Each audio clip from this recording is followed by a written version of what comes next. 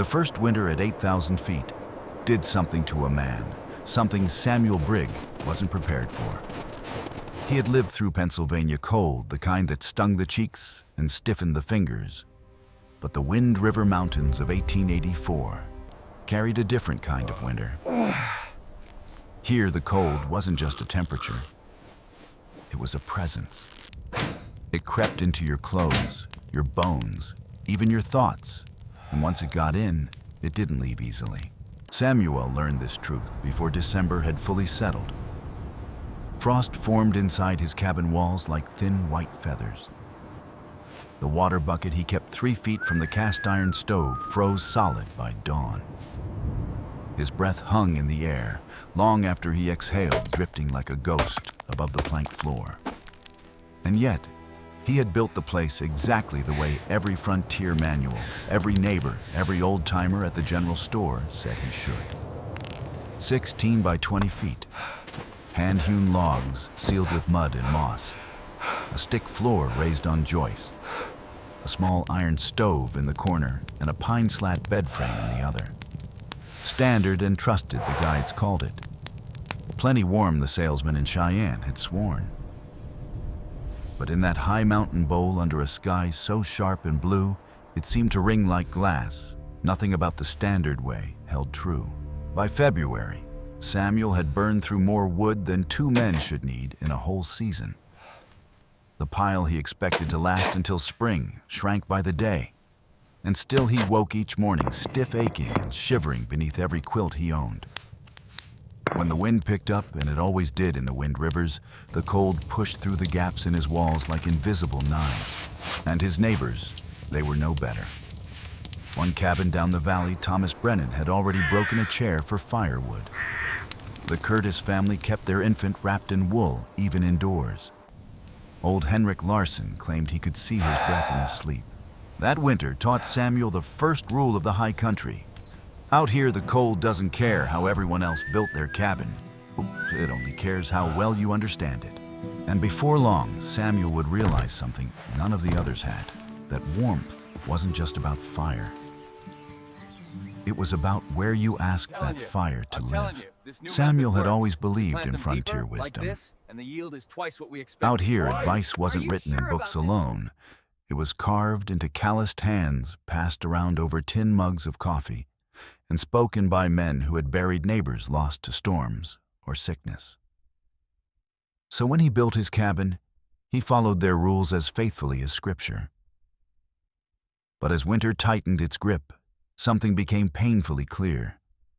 The common sense of the frontier had blind spots, dangerous ones. The first flaw was the floor. A raised stick floor sounded reasonable enough. Keep it off the ground, keep it dry, keep the rodents away. But at 8,000 feet, that open-air gap beneath the house became a wind tunnel. Cold flowed under the cabin, climbed through the cracks between planks, and turned the entire floor into a sheet of ice. Stand barefoot for more than a heartbeat, and the sting shot straight up into the legs. Then there were the walls, solid logs, yes, but only in appearance. Mud and moss chinking worked fine in a mild October. But after weeks of freeze-thaw cycles, the chinking dried, crumbled, and fell out. Wind didn't knock politely at the door. It barged through every gap it could find. Samuel often felt drafts rolling down the inside of the wall like cold water, and the stove, the great pride of every homesteader. Cast iron heavy as sin, imported at great expense. The salesman swore it could heat a 400-square-foot house. Maybe in Kansas, maybe at sea level, but not up here. The stove blasted heat only a few feet away, creating a little circle of summer around it, while the far corners of the cabin sat below freezing. Heat rose and fled through the roof. Cold dropped straight through the floor. The stove could not keep up. No iron stove ever could not in a cabin built light and fast. What the manuals never mentioned, what few settlers understood, was the simple physics that ruled mountain living. Hot air is a coward. It runs. It disappears. But the cold, The cold is patient, persistent, heavy as stone. Samuel began to see the truth. He wasn't losing his fight because he lacked fire. He was losing because he lacked a place to hold the fire's strength. And once that thought took root, it refused to let go. Most men who settled the Wind River country came from the same stock farmers from the Midwest ranch hands, from Texas miners drifting up from Colorado. But Samuel Brigg carried a different inheritance tucked quietly in his past, something no one in the valley knew or would have cared to ask about a family line of old-world heatmakers. Samuel's mother had grown up in a small Carpathian foothill village, a place where winters made Wyoming look forgiving. Her father, Samuel's grandfather, Ion Brigg, was a builder of clay stoves, a craft older than most nations. These weren't fireplaces like Americans knew. They were towering masonry giants, weighing several tons warm to the touch long after the last ember had died. Children slept on their broad clay ledges. Families dried boots against their sides. Meals simmered gently in the residual heat through the night. Ion used to tell Samuel stories of those stoves when he visited them in Pennsylvania, how they stole the fire's heat, trapped it in stone, and gave it back slowly, generously, evenly. A fire, he would say, in his thick accent, is a wild thing. If you do not teach it where to live, it runs away. At the time, young Samuel didn't understand. He only knew the stove in his grandfather's cottage felt like a warm embrace. Before Ion died, he handed Samuel a weathered notebook filled with sketches and measurements, flue channels curling like river bends, cross-sections of stone beds notes about airflow and heat soaking. Most frontier boys inherited rifles or land. Samuel inherited a map to an old science.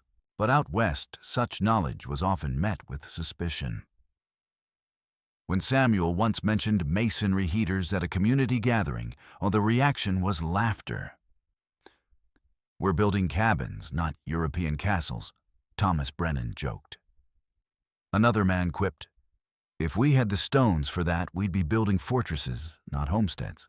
So Samuel tucked the notebook deep into his trunk, letting the pages sleep for years. Until that winter. Until the frost grew inside his walls. Until the cold found its way into his bones.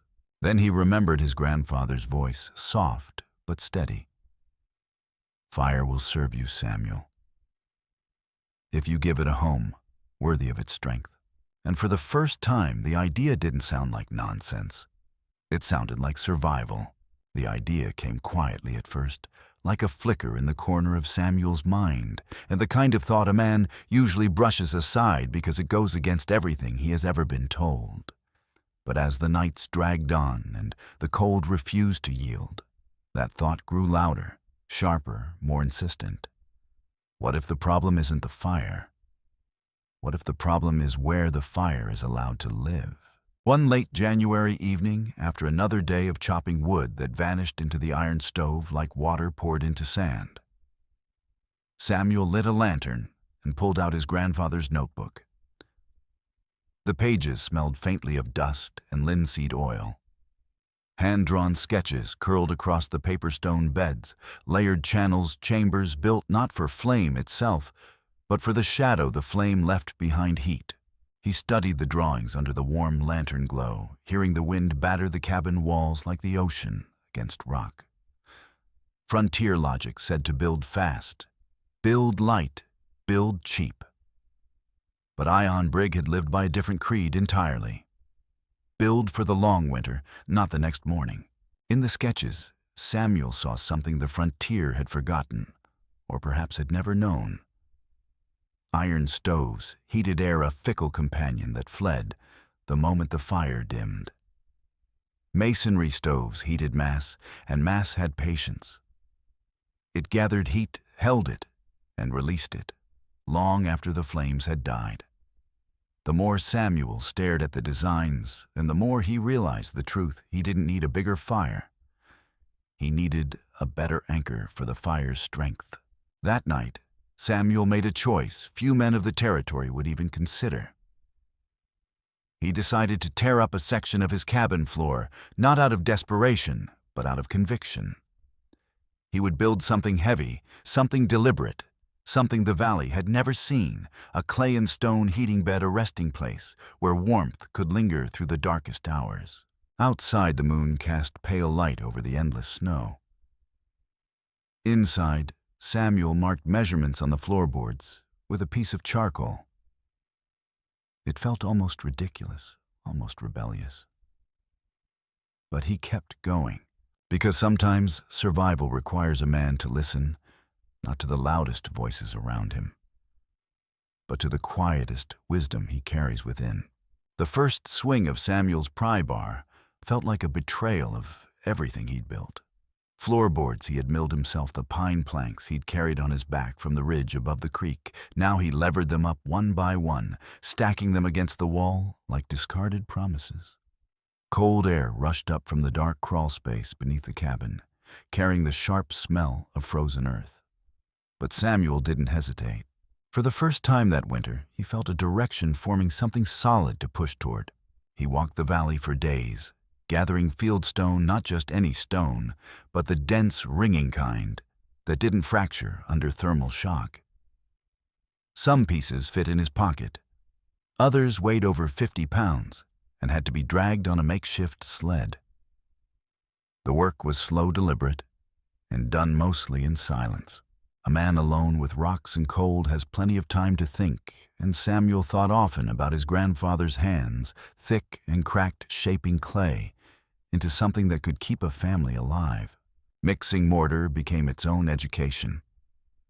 The local clay was blue-gray, rich and sticky when wet, but prone to cracking when dry.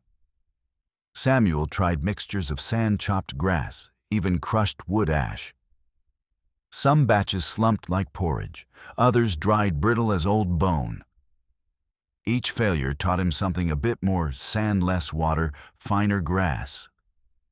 By the fifth attempt, the mortar finally held its shape, neither collapsing nor splitting as it cured in the cold air. Then came the firebox. Samuel built it from the flattest stones he had, stacking them with careful patience. But his first design smoked badly. The opening was too wide, robbing the fire of proper draw. He rebuilt it twice, adjusting dimensions, tightening corners, smoothing interior joints with wet clay. Every mistake was a lesson. Every correction a step closer. The flue system proved the greatest test. Shaping an S-curve through packed stone was like carving a river through a mountain. His first channel collapsed. The second draft burned unevenly. Only on the third attempt did the path hold true, a winding corridor where heat could linger and give itself gradually to the surrounding mass. By the end of that week, Samuel's hands were raw and bleeding. But the foundation of something extraordinary, something no frontier neighbor would have dared attempt, finally stood before him. And for the first time all winter, he felt warm.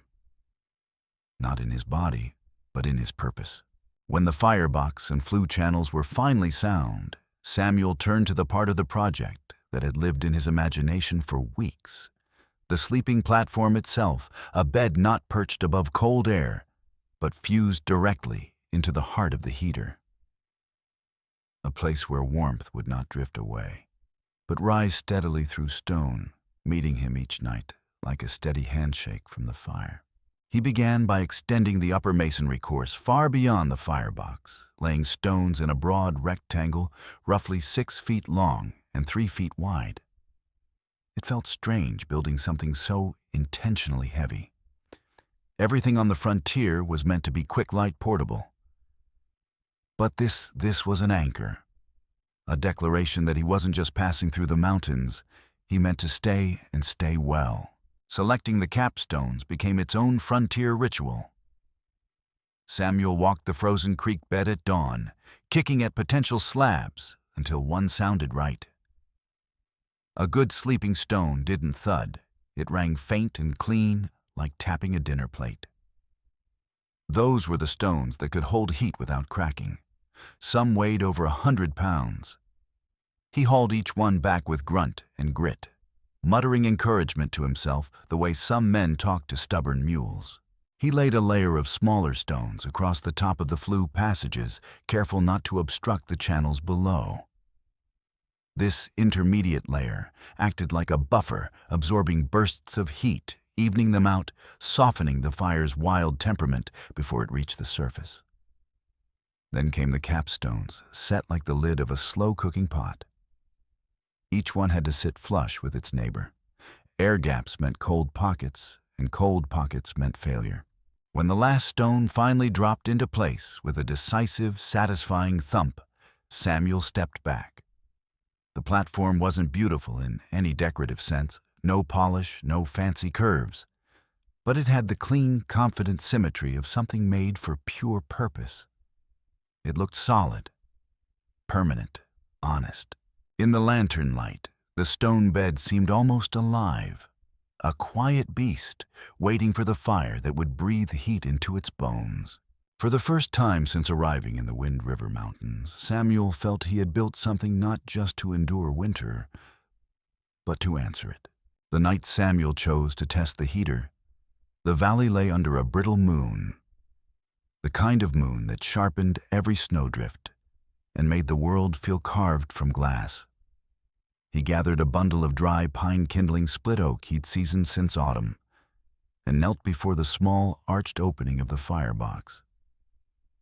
His breath hung in the air like silver smoke. Everything he'd built, every stone hauled, every blister, every moment of doubt, led to this single point in time. He struck a match. The flame flared, caught the kindling, then retreated, as if deciding whether it wanted to live in this unfamiliar home. The second attempt took better.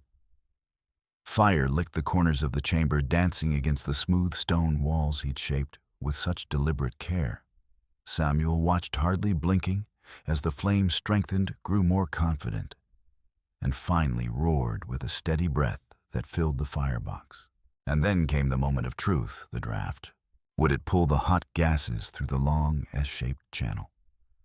Would smoke back into the cabin? Would the whole thing crack apart under its first real heat? He felt the tug almost immediately. A faint hum, a soft vibration through the stone as warm air began its winding journey beneath the bed. No smoke spilled into the cabin. No coughing, no burning eyes. Just a steady, quiet pull, like the mountain itself had accepted the fire, guiding it along the path Samuel had carved. After an hour, the stone surface grew warm. After 2, it radiated heat like a sunken hearthstone. Samuel pressed his palm to the capstone. It felt alive, not scorching, but deeply, quietly warm, as if heat had learned patience. He lay down on the platform boots, still on blankets beside him. The warmth seeped into his back, unhurried and even. A warmth that didn't flash and fade like the iron stove, but lingered, settled, embraced. By dawn, the fire had long since died, but the stone bed still held its heat. Samuel touched it again, astonished. It was warm, truly warm. The cabin, too, felt different. Not balmy, but steady calm, free from the cruel swings between blistering hot and bitter cold. Outside, smoke drifted from the chimneys of neighbors who had been feeding their stoves all night just to keep frostbite at bay. Inside Samuel's cabin, the fire had been out for 10 hours, and yet he was warm. For the first time in the Wind River Mountains, winter no longer felt like an enemy, but a challenge he had finally, undeniably met. The success of the heated bed should have solved everything.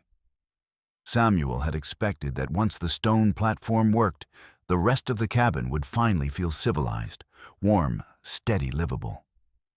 But within a week of testing the new system, he realized something unsettling. No matter how well the heater performed, the cabin itself was still a sieve. Each morning, the stone bed remained warm to the touch. Yet the air in the cabin had slipped back to its old frigid temperament. The heat wasn't failing. The envelope was. Samuel began noticing the clues in the quiet moments. A thin wisp of frost forming at the base of the north wall. A whisper of cold brushing his ankles whenever he walked past the doorframe. Little drafts drifting down the log faces like invisible snakes. The heater was giving all it had, but the cabin wall's floor and window leaked warmth faster than even a 2-ton stone bed could supply. Frontier manuals never talked about air sealing.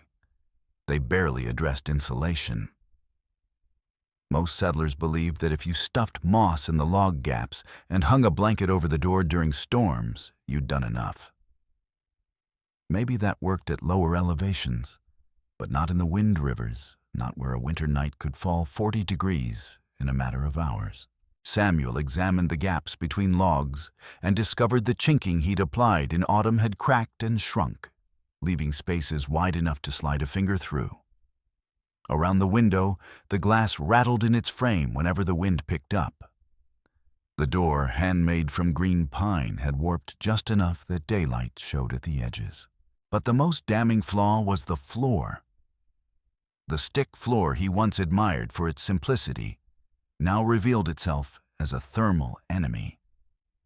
The cold crawling up through the planks wasn't passive. It behaved like a living force stealing warmth with ruthless efficiency.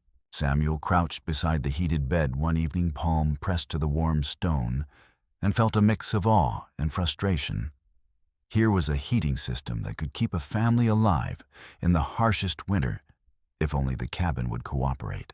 He remembered the Pennsylvania German farmhouses from his youth, their thick clay-plastered walls and tight shutters. Those homes didn't fight the cold, they defied it. Not with brute heat, but with well-sealed boundaries. The heater had been the first half of the solution. Now Samuel would need to solve the second, build a shell that could finally hold the warmth he had fought to create. Once Samuel admitted that the cabin itself was the real thief of warmth, he approached the problem with a craftsman's eye rather than a homesteader's habits. This wasn't about throwing more wood at the cold. This was about holding heat, nurturing it the way his grandfather had taught him to nurture a fire. And to do that, Samuel needed to rebuild the very skin of his home. He started with the logs. Frontier tradition treated chinking as a seasonal chore, a quick pack of mud and moss that worked until it didn't. But Samuel remembered something different from Pennsylvania, the German farmers who mixed clay, sand straw, and yes, even cow dung into a durable, flexible fill that lasted through winters far worse than this.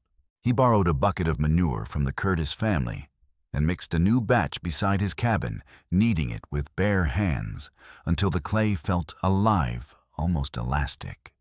He pressed the mixture deep into each gap, tamping it tight, so the material adhered to the wood like a second skin. Next came the clay plaster. This step would raise eyebrows across the valley, coating the inside walls of a log cabin with clay that was the kind of idea folks mocked before they bothered to understand it. But Samuel knew what he was doing. Clay didn't just seal cracks. It provided thermal mass, smoothing out temperature swings and giving warmth a place to linger. He spread a half-inch coat over the logs, smoothing it with a wooden float until the surface resembled the soft curves of old country cottages. Then he tackled the window. He sealed the frame with a pitch and clay mixture and crafted an interior shutter lined with wool salvaged from a torn winter coat. The shutter closed tight each night, trapping a pocket of calm air between glass and wood, a frontier version of double glazing. The door required patience. He carved shallow grooves in the frame and pressed in strips of wool felt to stop the leaks. On bitter nights, he hung a heavy blanket from wooden pegs, not for decoration, but for survival. Finally came the floor, the worst offender.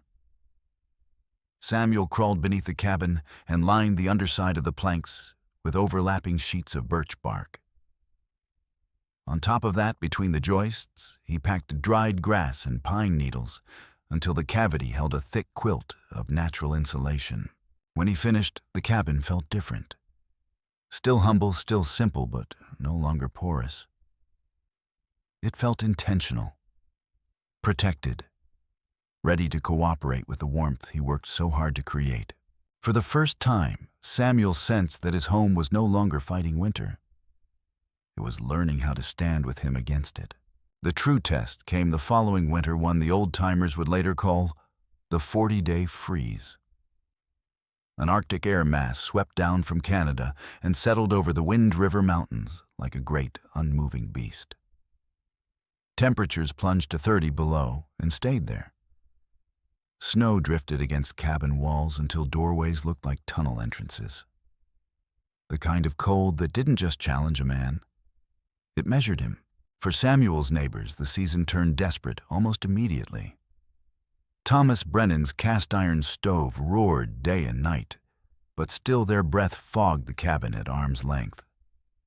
Frost formed inside his walls like white mold. He burned through his winter supply of wood by mid-January, then began breaking up fence rails and old furniture just to keep a fire alive. The Curtis family fared little better. Their infant slept bundled in so many layers. The child could barely move, yet still woke, coughing each dawn. Root vegetables frozen in their storage boxes, cracked and spoiled. The water barrel near the stove froze solid, an omen no settler ever wanted to see. Henrik Larsson's cabin suffered the worst blow. Because his interior stayed so cold, heat never rose to soften the snow load on the roof. One night, under 6 feet of packed ice, a supporting beam groaned, then split. The roof sagged like a tired animal. Henrik and his wife fled into the freezing dark, pounding on neighbors' doors, begging for shelter. The valley was learning painfully that the old frontier method, build fast, build light, trust the stove, had never been meant for an altitude like this. Samuel watched all of this unfold with a heavy heart. But inside his cabin, something remarkable was happening. Each evening, he built a single intense fire in his masonry heater. No frantic tending, no midnight feeding. The stone bed soaked up the heat like a great sleeping animal. By morning, long after the last flame had died, the surface still radiated steady warmth. His cabin's temperature dropped only 5 to 8 degrees overnight. Nothing compared to the 20 to 30 degree plunges in neighboring homes. Water buckets remained liquid. Food stores remained usable. Snow melted slowly from his roof, preventing ice dams from forming. Outside, the wind howled like a starving wolf. Inside Samuel's cabin, held firm, warm, steady, alive. For the first time, the valley saw a structure not merely surviving winter, but quietly, confidently defying it. By early February, the valley had changed. Not the weather, it remained a frozen wall of misery, but the people. The same men who once laughed at Samuel's ideas now stood outside his cabin hats, in handbreadth steaming in the brittle air, waiting for a chance to step inside and thaw their bones. It began quietly. One afternoon, Mary Curtis arrived with her 2 children. She claimed they were just stopping by, but Samuel saw the truth immediately. The children's faces were pale and pinched from sleeping in a cold cabin. He set them near the stone bed, wrapped them in a quilt, and watched amazement spread across their faces as the warmth seeped through the fabric. Mary's eyes glistened not with tears, but with something far heavier relief. Word spread from that moment. Soon, Samuel found himself hosting neighbors who lingered longer than any polite visit required. They traced their hands over the clay-plastered walls, knelt to feel the insulated floor, and stared in disbelief at the bed that radiated heat despite no fire burning. The room stayed warm, calm, and draft-free. There were no cold corners, no biting gusts slipping through cracks.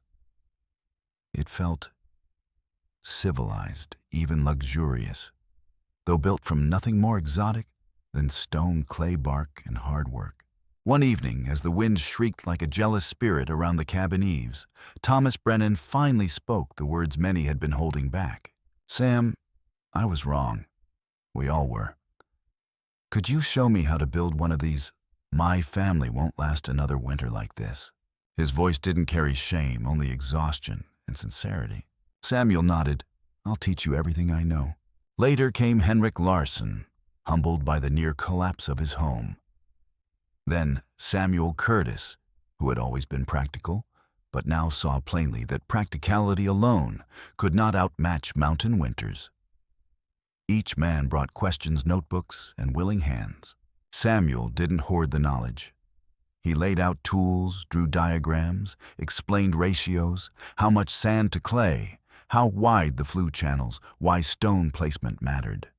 The men listened with a seriousness usually reserved for sermons, and as the freeze tightened its grip on the valley, something extraordinary happened. Hope returned, not because the cold weakened, but because the people finally understood they didn't have to face it unprepared. In the bitter heart of winter, the community began to shift from survival to transformation. When spring finally loosened winter's hold on the Wind River Mountains, the valley looked different. Not just in the softening snowbanks and the return of color to the hillsides, but in the way people moved, spoke, and planned. The freeze had taught them many hard lessons, yet the one that endured longest came from the quiet man whose cabin had stayed warm when all others failed. By April, 3 new homesteads were already under reconstruction.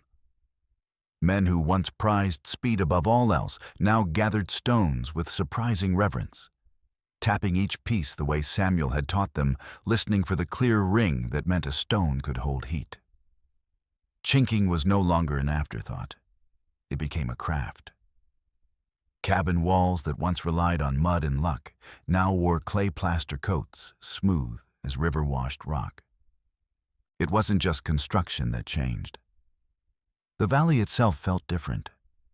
People stayed longer when they visited one another's homes, pressing palms to warming stones, noticing how steady the air felt, how safe. Fires became less frantic. Nights became less fearful. Conversations drifted from mere survival to comfort, to pride, to the quiet dignity of building something meant to last. Samuel found himself at the center of this shift, though he never sought the role. He moved through the community like a man surprised by his own influence. Children pointed at his cabin with a kind of awe. Older settlers, men who once dismissed him as stubborn or strange, now treated him like a master craftsman.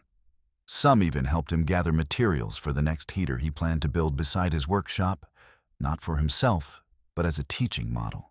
And yet the change ran deeper than clay and stone. A new philosophy had taken root. Frontier life wasn't about doing things the fastest way, but the right way. Not about chasing temporary shelter, but investing in a future measured in decades, not seasons. One evening, as the last snow melted from his roof, Samuel stepped outside and looked across the valley. Smoke rose gently from chimneys, not black and frantic, but thin, clean, efficient. It was a different kind of winter's end. A hopeful one. He thought of his grandfather then, of the old notebook.